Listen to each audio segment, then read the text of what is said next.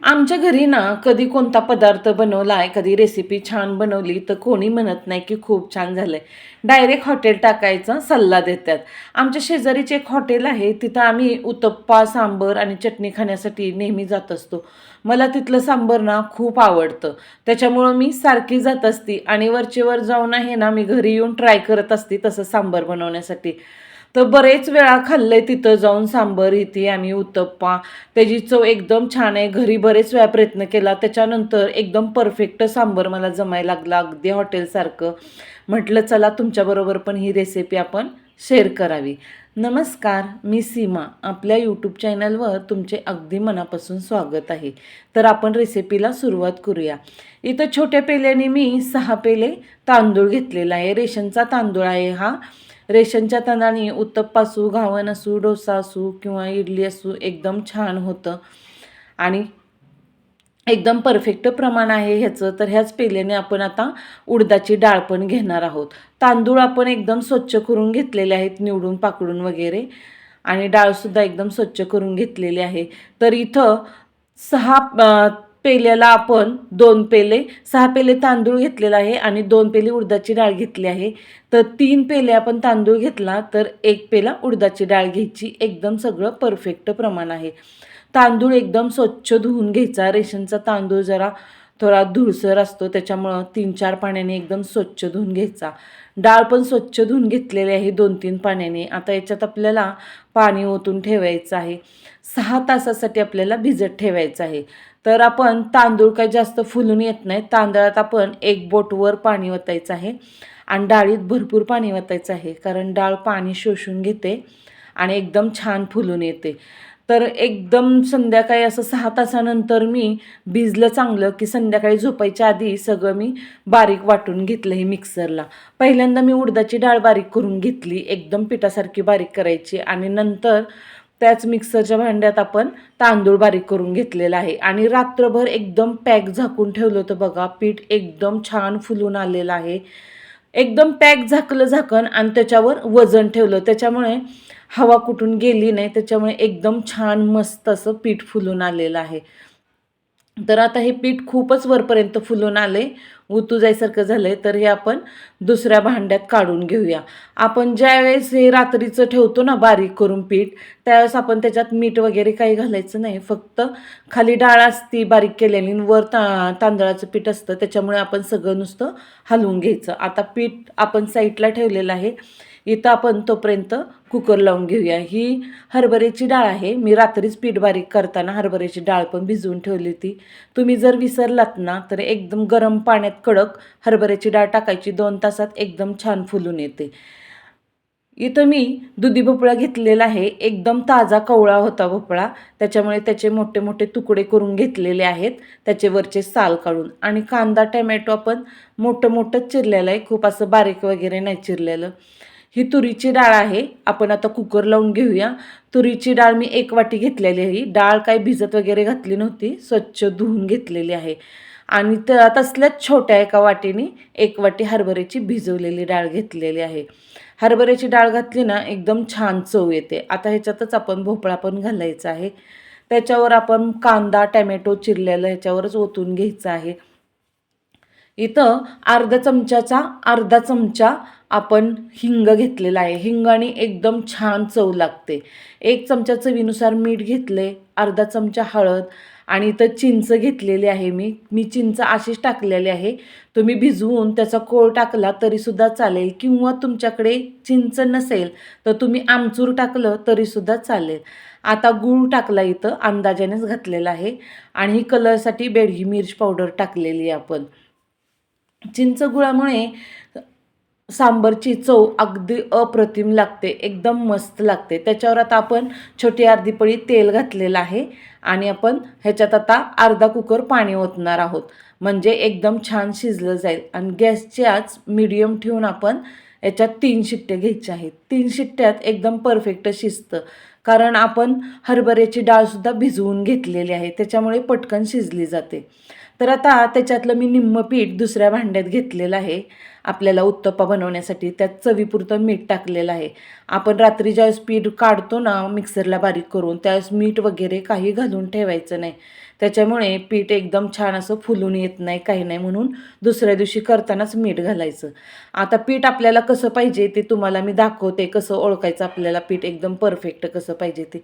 जास्त घट्ट पण नको आहे आणि जास्त पातळ पण नको आहे, एकदम परफेक्ट करायचं.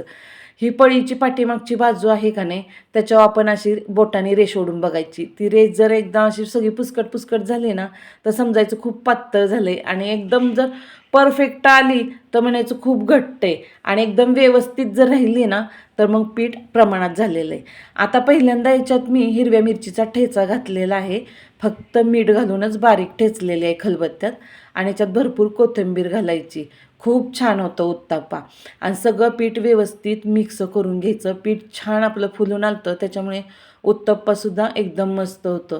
तेव्हा काय करायचं, पहिल्यांदा गरम करून घ्यायचा आणि नंतर गॅस एकदम स्लो करायचा आणि हलकंसं ब्रशनी थोडंसं एकदम तेल लावून घ्यायचं. तेल जास्त लागत नाही, काही नाही. आणि त्याच्यावर आपण पीठ असं कडेने पसरून टाकायचं आणि नंतर मध्ये एक चमचा टाकायचा. पळीनेच करायचं म्हणजे व्यवस्थित छान आपल्याला असं पसरवता येतं.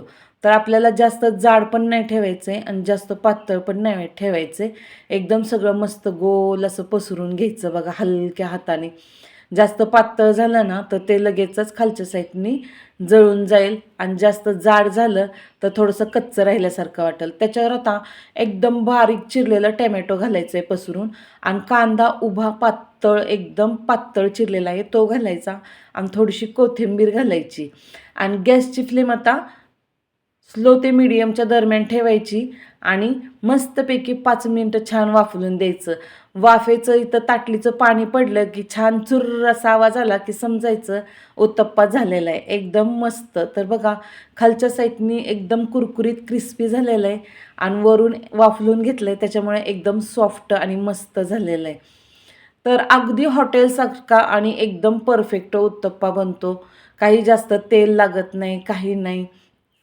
आता मी तुम्हाला दुसरा पण करून दाखवते बघा. सगळं असं पसरून घ्यायचं. तुम्ही पीठ बघताय कितपत आपलं पीठ पातळ आहे. एवढंच ठेवायचं म्हणजे एकदम छान आणि प्रमाणात होतं सगळं. त्याच्यावर कांदा, टमॅटो, कोथिंबीर पसरून घेतली. आता 5 मिनटं आपण झाकण ठेवलं की बघा अगदी कडाच्या कडा सगळ्या मनाने सुटलेल्या असतात. काही फार उशीर लागत नाही, काही नाही. आणि त्याच्या कडा खोलाव्या लागत नाहीत. ते झालं की लगेच त्याच्या कडा साईडने निसटलेल्या असतात. तर आता उत्तप्पा तर बनवून झालेलं आहे. आता आपण सांबरचं बघूया. 3 शिट्ट्या झालेल्या आहेत कुकरला. डाळ एकदम मस्त आणि परफेक्ट शिजलेली आहे बघा. तर आपल्याला अगदी हवी तशी डाळ शिजलेली आहे. तर आता आपल्याला ही डाळ काय रवीने हाटून वगैरे घ्यायची नाही. फक्त नुसतं असं विरुद्ध दिशेने सरळ दिशेने फिरवून घ्यायचं म्हणजे सगळं एकसारखं होतं. आणि आपल्याला आता सांबार बनवताना वरणासारखं किंवा आमटीसारखं घट्ट वगैरे ठेवायचं नाही आहे. पातळच बनवायचं पण चव त्याची अप्रतिम असायला हवी. त्यासाठी इथं कढईत मी बघा 2 ते 2.5 पळी तेल घेतलं आहे. तेल तुमच्या अंदाजानुसार तुम्ही घ्या, तुम्हाला किती कमी जास्त लागतं तेवढं. पहिल्यांदा तेल चांगलं कडक करून घेतलं, गॅस स्लो केला. नंतर त्याच्यात मोहरी टाकली. मोहरी तडतडली की त्याच्यात जिरे घालायचे. जिऱ्यांचा कलर थोडासा चेंज झाला की भरपूर असा कढीपत्ता टाकायचा आणि मिरची टाकायची लाल वाळलेली. तुमच्याकडे बेडगी मिरची असली तरी टाका, माझ्याकडे नव्हती म्हणून मी आपल्या साध्या लाल सुकलेल्या मिरच्या टाकल्यात. आणि तेजपत्त्याची 4 पानं टाकलेली आहेत आणि दालचिनीचे 3 तुकडे टाकलेले आहेत. आता फोडणी छान परतून घेतली की नंतर त्याच्यात ती कुकरमध्ये शिजवलेली डाळ ओतून घ्यायची आहे. बघा एकदम छान तडका बसलेला आहे.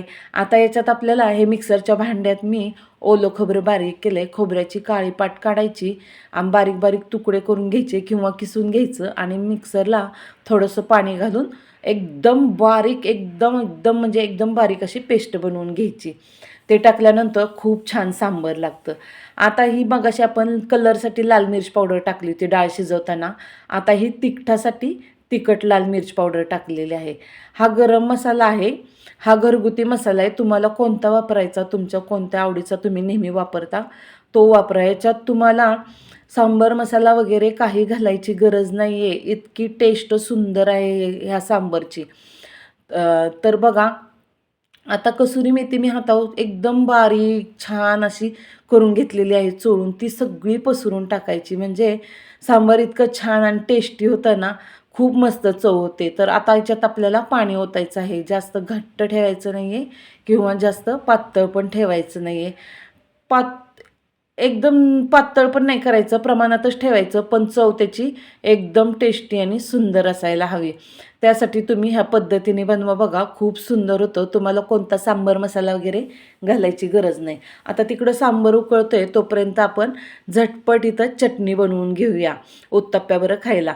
त्यासाठी इथं मी 2 मिरच्या मोडून घातलेल्या आहेत आणि हे ओलं खोबरं आहे. तर आपण पहिल्यांदा खोबरं आणि मिरची मिक्सरला थोडी फिरवून घेऊया, कारण खोबरं पटकन बारीक होत नाही. तर पहिल्यांदा मिक्सरला खोबरं फिरवून घेतलं आहे बघा. आता याच्यात पुदिना स्वच्छ धुवून मी इथं पाण्यातच ठेवला होता, म्हणजे एकदम फ्रेश राहील म्हणून. आणि कोथिंबीर पण एकदम स्वच्छ धुवून घेतलेली आहे, तीसुद्धा पाण्यात ठेवली होती चांगली ताजी टवटवीत दिसण्यासाठी. आता खोबरं आहे याच्यात म्हणून आपल्याला थोडं पाणी घालावं लागणार आहे, कारण एकदम बारीक होणार नाही, खोबरं कोरडं आहे त्याच्यामुळं. आता हे मिक्सरला फिरवून घेतलं बघा, ह्या प्रकारे एकदम छान मस्त बारीक अशी चटणी याची झालेली आहे. तर याच्यात आपल्याला अर्धी वाटी पाऊण वाटी दही घालायचं आहे. छोटी वाटी हे रूम टेम्परेचरवरचंच दही आहे आणि चवीनुसार मीठ घालायचं आहे आणि 1 चमचा साखर घालायची आहे. तर हे भांडं खूपच छोटं पडत होतं, म्हणून मी मिक्सरचं दुसरं मोठं भांडं घेतलं आणि त्यात चटणी घातली. आता त्याच्यात आपण थोडंसं पाणी घालूया आणि दही घातलं आहे ना, त्याच्यामुळे हे परत फिरवून घेऊया. म्हणजे सगळं एकसारखं झालं, दह्याच्या गुठळ्या कुठं राहत नाहीत. आता ह्याला आपण फोडणी द्यायची आहे. तेल कडक करून घेतलं आहे फोडणीच्या पॅनमध्ये.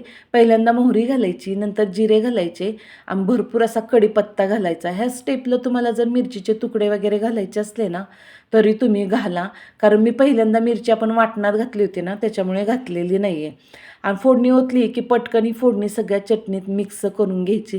अगदी हॉटेलसारखी चटणी होते बघा चवीला, एकदम मस्त आणि परफेक्ट. तर चटणी तर झालेली आहे, उत्तप्पा झालेला आहे आणि सांबारसुद्धा झालेले आहे. ही रेसिपी खूप सोपी आहे बनवायला, खायलासुद्धा टेस्टी. तुम्ही अगदी स्वतःचा बिझनेस करणार असला तरीसुद्धा ही करू शकता.